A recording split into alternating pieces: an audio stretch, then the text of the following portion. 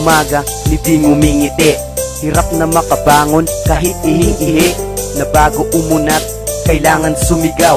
Utusan si bunso o tawagin si inay. Na isuyo ang paa na palagi kong kasama. Paang nakasaklay simula nung pagkabata. Pag ako'y nauupo sa tabi at likuran, ni hindi makapalag pag inagawang upuan. Gusto kong maglakad nang hindi ika-ika. Magbisikletang sa panaginip lang nagagawa. Kasi raw, ibang-iba ako sa kanila. Kung tatakbo, nagmumuka lang katawa-tawa. Laging nagmumukang tanga kapag ang lapis na punggol magtatasa. Mahirap ng tatlong daliri mo'y putol. Magsusulat sa kaliwa na ang gusto mo ay kanan. At mga binting kailan may di mapapakinabangan.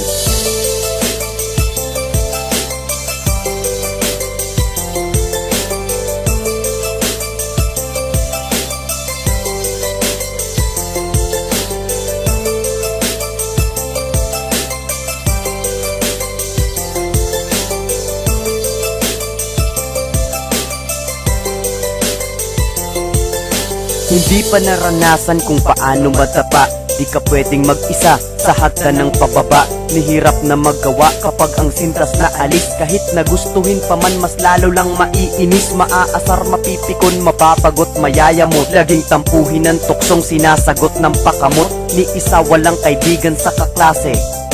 Hirap na umupo sa kubeta kapag tatain ni walang nagagawa kundi tumalikod pag nilait ang sitwasyon kong masahol pa sa pangit na pumangit. Araw-araw ay parang laging araw ng pasakit. Laging tinatanong kung bakit ko ba to sinapit. Di na mabilang ang dasal na inilapit ko sa taas, ngunit bakit ganun paulit-ulit na lang pinipilayan ng paa ng mga bakit. Bakit ang mga kahilingan ko'y laging dinudura ng langit?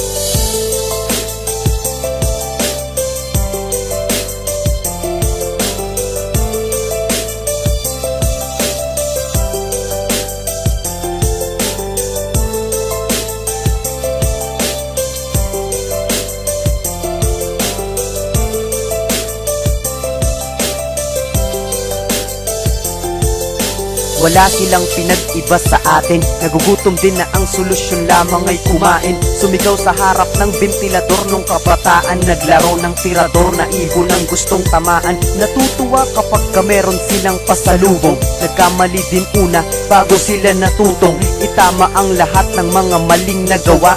Nalulungkot, umiiyak din at natutuwa. Marami din ang gusto pang gawin. Meron ding mga pangarap na gusto nilang abutin. Kasi lahat pantay-pantay, mapawalang pa at kamay. Natuto din sa mga payo ng kanilang ama't inay. Di mo kailangang matawa o isiping iba sila. Kasi kung titingnan, ikaw lang ang nagmumukhang tanga. Kasi hindi sila bukod. Kung tapang lang, higit silang sanay na lumuhod.